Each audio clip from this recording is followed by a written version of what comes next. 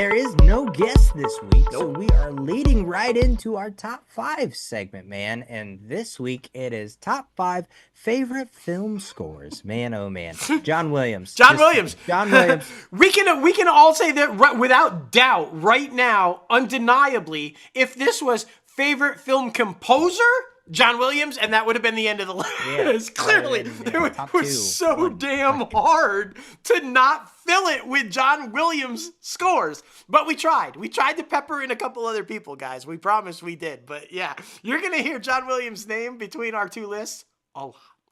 It's just crazy, man, because when you think about big blockbuster films, even the film that made the blockbuster in the summer circuit, like, you think of his name. Yeah. And I mean, yeah. that's what happens, man. It's kind of wild. And I mean, leading into my number five, where I feel like made his legacy known, right? Yeah. I'm not sure if this was his first ever film he composed, but it was definitely like the one that I feel like put him on the map. Because it was an early one. In fact,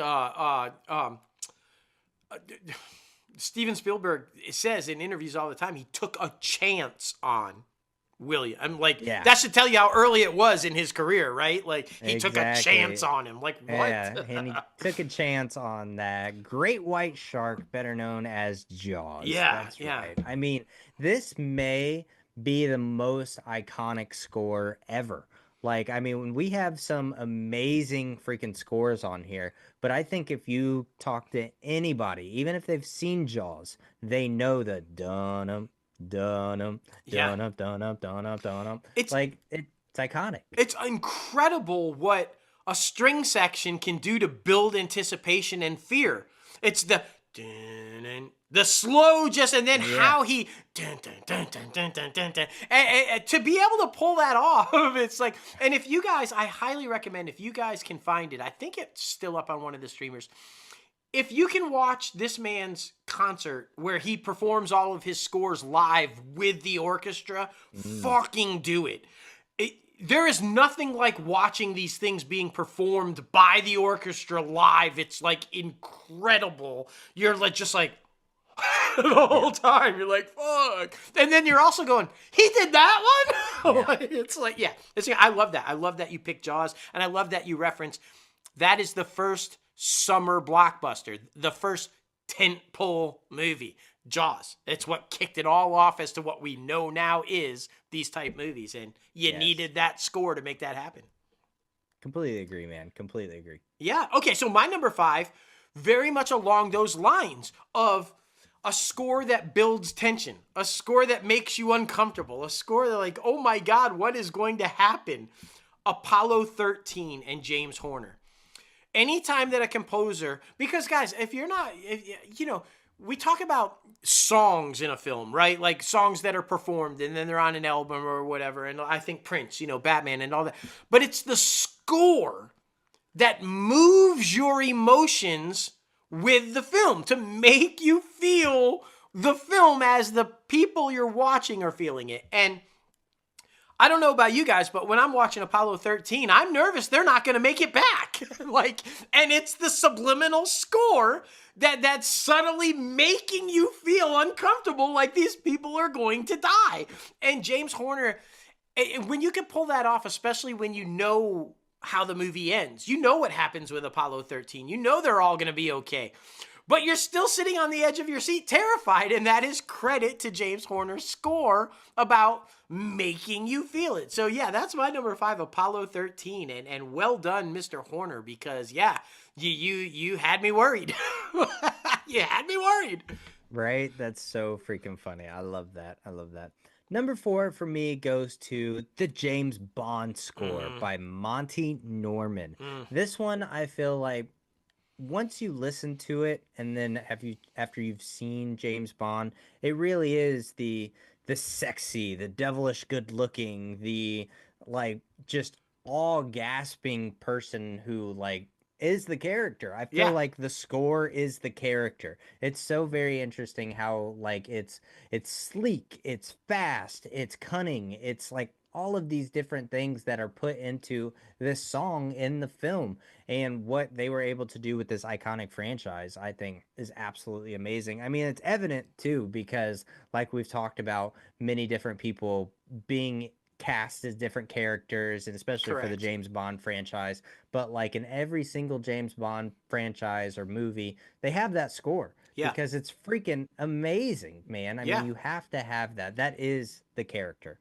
Without doubt. And all of these that are on both of our lists, like you mentioned with Jaws, they're undeniable from the first 3 or 4 bars, right? Yeah. And that's the same thing with James Bond. As soon as you hear did you Mm-hmm. immediately, that's James Bond. You don't even have to be in the room. You don't even have to be looking at the screen. You hear did it's the same as dun dun dun. You know immediately what it is. And Yeah. that is a powerful score. That is Mm-hmm. what you want. Something right away, you know, boom, that's the movie. You got to run and go start watching it, kind of a thing. And so that leads into my number 4, Star Wars. I Yes. mean, undeniable. You hear the first 4 bars of the Star Wars score, you immediately know what movie you are getting ready to watch. And again, the master, John Williams.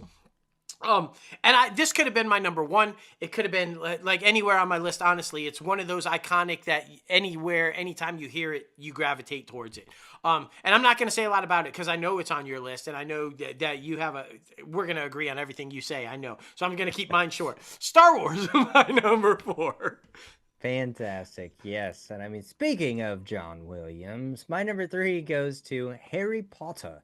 Yes, this was another iconic franchise from my childhood growing up. And I think what he was able to do with this score was to give it a little bit of that childlike feel while also being put into mature situations. And I Good way to think say it, yeah.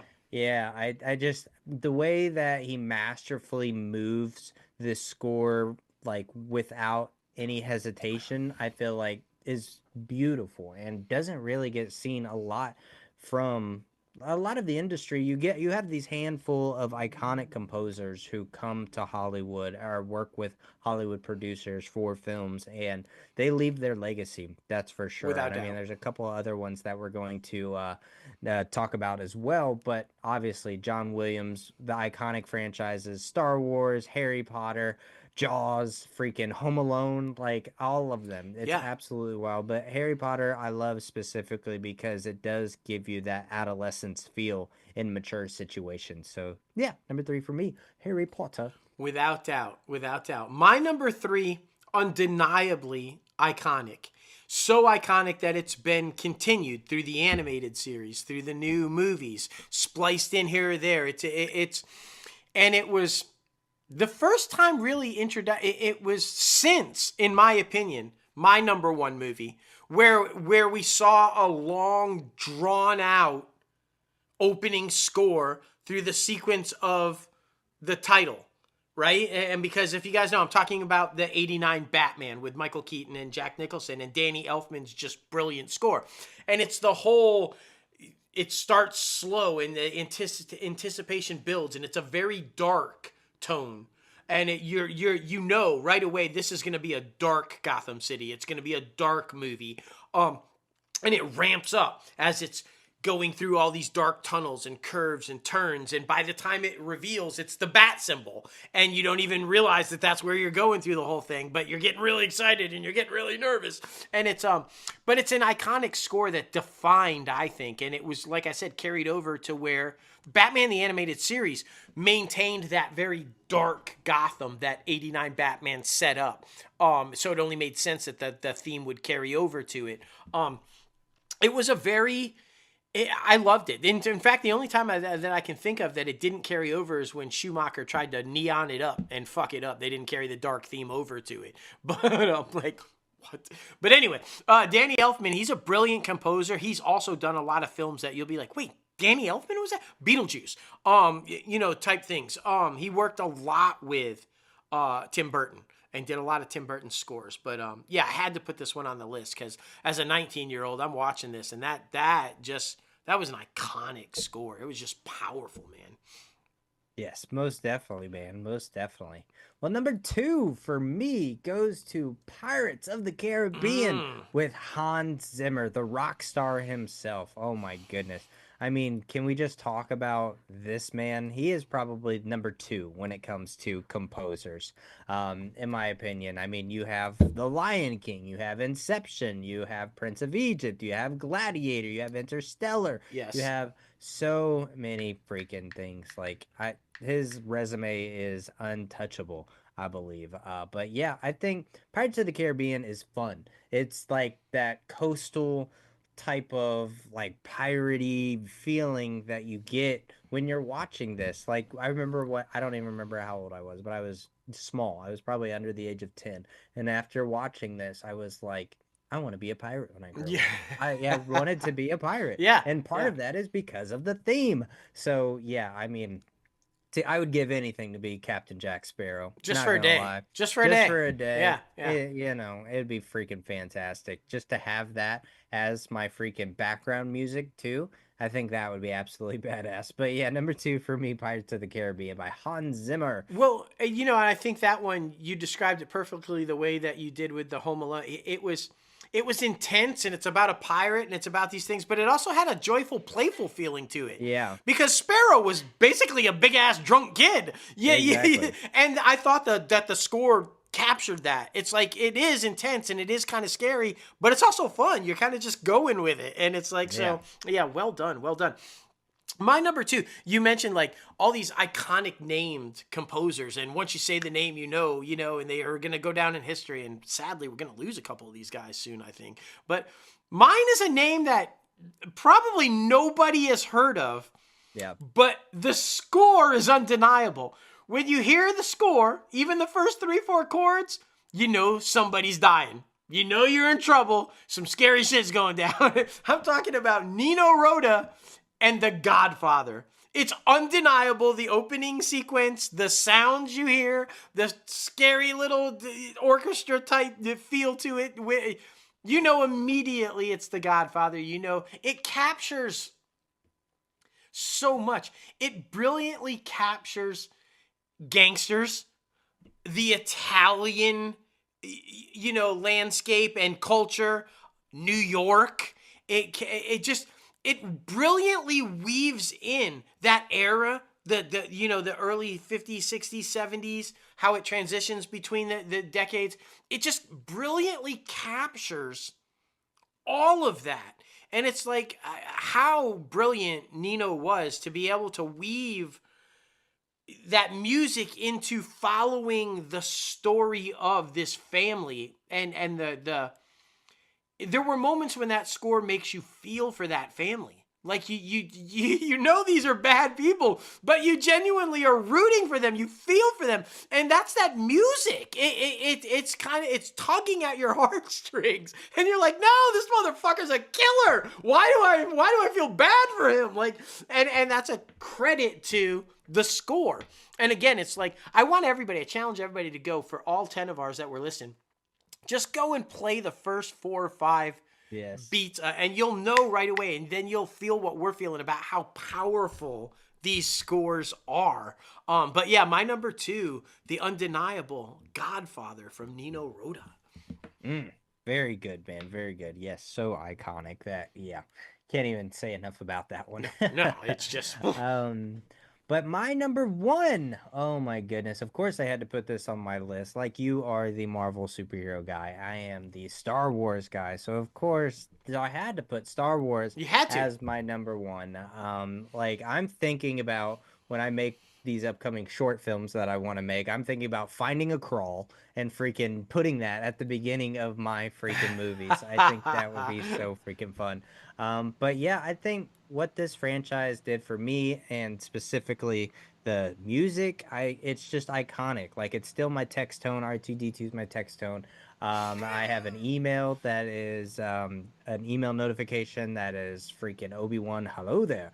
Like all the different things. So of course I had to put this as my number one. But this, it's just so iconic because it does make you feel like you're in a galaxy far, far away. It does make you feel like, you know, you are intergalactic. It does make you feel like you're going through space and freaking fighting bounty hunters and freaking this old religion with lightsabers. Like Yeah, it yeah. makes you feel like you're in this universe. So I love everything about it, and I love that it's so iconic that it gets played in all of the freaking movies. So yeah, number one for me, Star Wars. There you go. And my number one, also the master, the myth, the legend, maybe the greatest composer, film composer of all time, John Williams, Superman. You guys know, you know the history, you know the story. It's the movie that made me want to be a filmmaker. It's the reason I believe in movie magic and people, a man can fly, et cetera, et cetera, et cetera. And it's got to be one of the single most powerful scores ever made. It's undeniable. You hear din din din din din din din din. You're like, fuck it, Superman. And it's so, that's like the biggest like regal entrance. It's like din din din din din. And you know something big is coming, you know? It's just undeniable. And it's so powerful for me. It remains so powerful for me to this day. I remember when your lovely wife, my incredible daughter, was playing violin, and the first time she came home and she played it, they were going to get ready to perform it in a concert, and I'm not even aware, and I hear her in the living room and she's practicing, and I hear din, din, din, din, din. And I started crying. I literally saw him like, my baby's playing Superman. Like, it was so iconic to me. It brought back my entire youth and childhood as my baby was playing it. It's that powerful. And so I want to credit, how powerful is it? The new Superman movie score is its complete own score. It's undeniable, and it's a really good score. But it's the John Williams score is throughout. So David Fleming and John Murphy, the two composers on the new Superman movie, somehow seamlessly worked in the John Williams score into their score. And you can hear it playing. It's undeniable. Like I said, you hear din, din, din, din, din, in their score. And it's like, wait a minute, that is fucking... So credit to them, and credit to James Gunn for understanding how important that score is to the character of Superman and Superman's film history. I think that is a testament, again, to what we were talking about at the top of the show, James Gunn's passion for this character and for his legacy in film, because it's an important part of his film history is that score. So to carry it over into the new movie was priceless, and I'm glad John Williams was like, fuck yeah, go for it. I love that you guys are using it, because I'm sure he was. He was like, hell yeah, there's my score again. Yeah, I just love it. My number one, Superman. So good, man. So good. We just love it. Film scores really carry the momentum and the emotion in every film. So yes, if you don't pay attention to them, be sure to do that next time you watch a film. Like it's fun. It really is. I mean, there's so many different aspects about movies that people never pay attention to. But once you start nitpicking the little things, it becomes fun. It becomes like nightmarish sometimes when you're without a doubt. filmmaker, but it is fun. It really is. But we want to know, what is your favorite film score? Be sure to comment below down in the comment section, YouTube comment section, add us on X and Instagram, all the good places. Please, we want to know. And before we finish it up, we would be remiss to not mention our own favorite composer, Antonio Lapore, who did a brilliant job with our first film, hyping up the tension and like, oh my gosh, what's going to happen? Antonio, you too, sir, are a brilliant film composer, and we can't wait to work with you again, buddy.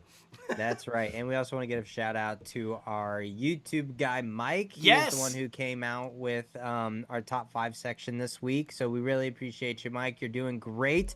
But yes, we just wanted to give you credit where credit is due. Yes. That is